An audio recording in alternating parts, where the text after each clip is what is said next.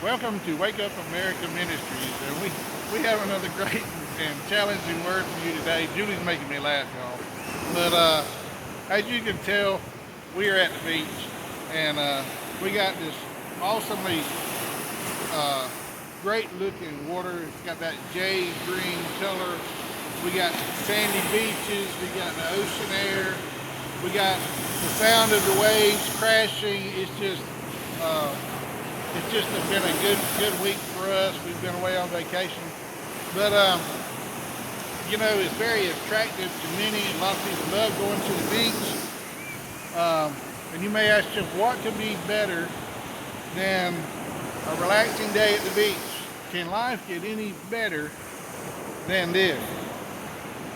And for many, many people like the beach, some don't. But regardless, that's not really the point of today's message. You go to the beach, there are many known dangers. There's many hidden dangers. And some of the hidden dangers, things that we know about, but yet things that you can't see, is the first few days we were down here, they had riptide warnings. So, well, what's a riptide? Well, that's basically an undertow. That's something that, you can get caught up in, and you can't see it, and then before you realize what's happening, you're being possibly drug out into deeper water, and many people have drowned by being caught up in riptides. There's sudden drop-offs. I was walking out there just the other day, just a little bit. I mean, everything was good, and I went from being about knee-deep to about waist-deep. There was a hole. I couldn't see it, but yet it was there. It was one of those hazards.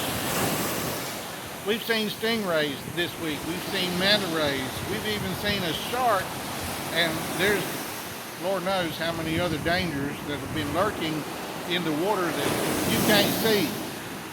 And we were up on our balcony, about the 17th floor, and one morning, we saw about 40 manta rays swimming around in different schools. We've seen stingrays right here in the shallow water. And then yesterday, we saw a shark, probably about 4 foot long. We were up on the balcony. We could see this shark swimming in shallow water amongst the people. And apparently nobody took notice of him because nobody reacted to it. I mean, obviously, if you were standing there and a shark swam close to you, that you would probably react, or at least point, or start getting out of the water a little bit. And this shark, we watched him swim in between a little group of 5 people. I mean, he went right in their midst, and nobody reacted. And maybe they just that cool that, hey, look, y'all, there's a shark, but nobody pointed, nobody reacted. It's like nobody even saw him.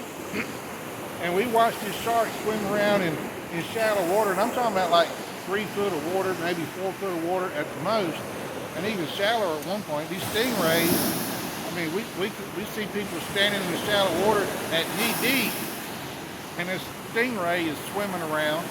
And at one point, there was a little boy standing there, and this stingray got really close to him, and he didn't act as if he ever saw it. So there's some of these, they're here, but yet you don't see them. And it's the things you don't see, people don't react to. Well,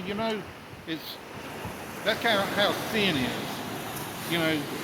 Sin is very appealing. The pleasures of this world are very appealing. Today's message I really would like for as many young people today to listen to this video, watch this video, as many as possible, because this is how sin does in people's lives. You see things, it looks good, it's pretty, you don't really see any danger inherently in it. Many people have this attitude, well, I just want to try it. I just want to do it one time. But that's a lie and a trick of the devil. When you go out, when you go to the beach, in your mind, if you get out there too far, that there's a risk of drowning. There's also the sun. As you can see my face, if you saw me, a few days ago, you can tell I've been in the sun, and I probably need to be using more sunscreen. But there's a danger here of being severely sunburned if you don't take proper precautions. Put on sunscreen and limit your time in the sun. We know these things, but yet again, many people say, well, it's not going to happen to me. It's not going to happen. I'm, you know, young people just think they're invincible, and some old people do too, but you're not. 1 John 2:15 and 16, it says this. It says, love not the world, neither the things that are in the world. If any man love the world, the love of the Father is not in him. For all that is in the world, the lust of the flesh, and the lust of the eyes, and the pride of life, is not of the Father, but is of the world. Now, I'm not saying there's anything wrong with going to the beach. There's not. What I am saying is that we're using this beautiful place today to give you an example of how sin can look to people, how it looks very inviting, it looks very entertaining, it looks like, hey, I'm going to go out, I'm going to live a little bit. But let me tell you something, sin leaves scars on you in your mind, and it can leave physical scars, things that the devil will use to always remind you of and always try to make you feel unworthy of salvation. Sin is things that go against the things of God. It's anything that he deems to be wrong. It cannot be treated like a lab experiment. Playing with sin is like standing in the fire with a full can of gas in your hand. Now, who would do that, right? Who would stand in the fire? Well, who would stand in the fire, period, but much less who would stand in the fire holding a gas can that's full of gas. I mean, that's just inviting to be burned. You're going to get burned if you do that. Well, it's kind of like sin. If you go out and you experiment in sin because you want to live a little, you want to experience some things of the world, you're going to get burned. You can't play with the devil. You can't play with sin. Sin is going to cause harm to you. You know, you think about the alcoholic. You think about a drug addict. You think about people that maybe they're addicted to pornography, and there's just countless other types of sin out there that people become addicted to.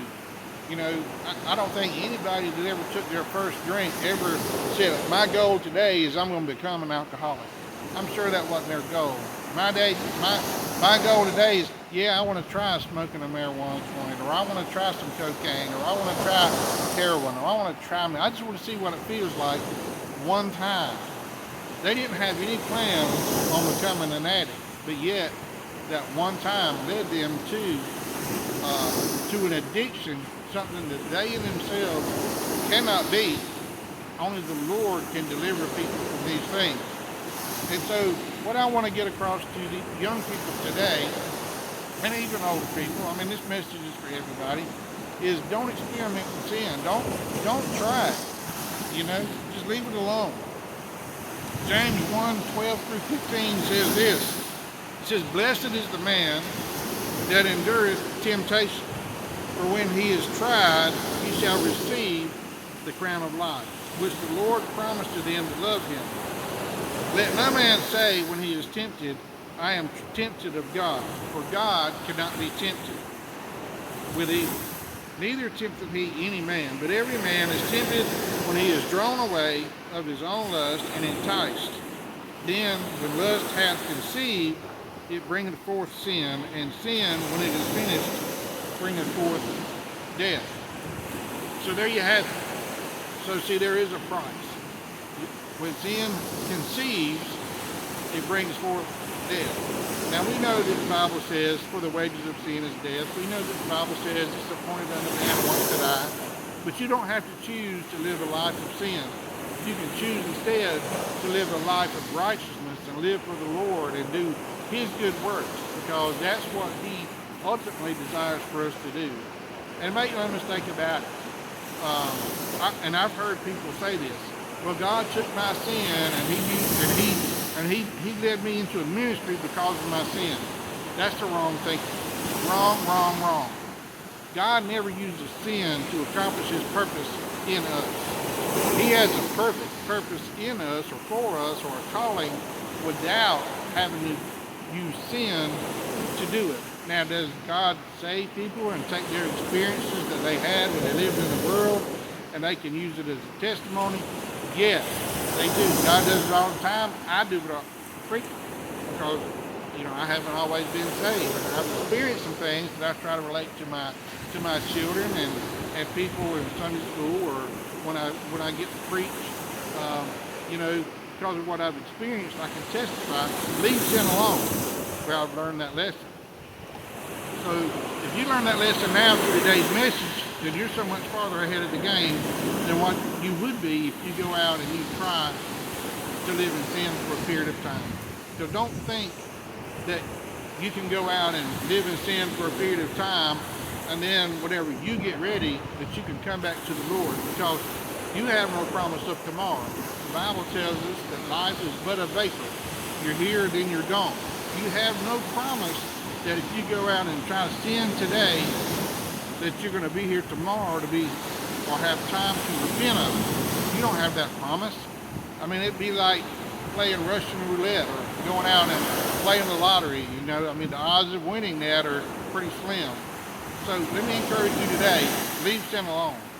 Because everything that looks good is not good for you. That's actually the title of our message today. Yes, it looks good, but it's not good for you. Deuteronomy 30 and verse 15 says this. It says, "See, I have set before thee this day life and good, and death and evil. I call heaven and earth this day against you, that I have set before you life and death, blessing and cursing. Therefore choose life." Now, when it says choose life, what he's saying is choose the Lord. That both them and thy seed, that both thou and thy seed may live. Can't read my own writing. That thou mayest love the Lord thy God, and that thou mayest obey his voice, that thou mayest, turn the page, that thou mayest cleave unto him, for he is thy life in the length of thy days. So, live for the Lord, serve the Lord, honor and obey your parents. We know that the Bible tells us the first commandment with promise is what? Honor your father and mother. And for length of days, it'll add time to your life. Live for the Lord, it'll add time to your life. Don't choose the attractive things of this world, choose the things of God. And folks, what time is it? It's time for America to wake up. It's time for people to be shaken. It's time for revival. It's time for people to return to the God of Abraham, Isaac, and Jacob. Love the Lord with all your heart. Serve him with all your heart. And he will bless you for it. And that's our message for today. We thank you. We love you. God willing, we'll see you next week.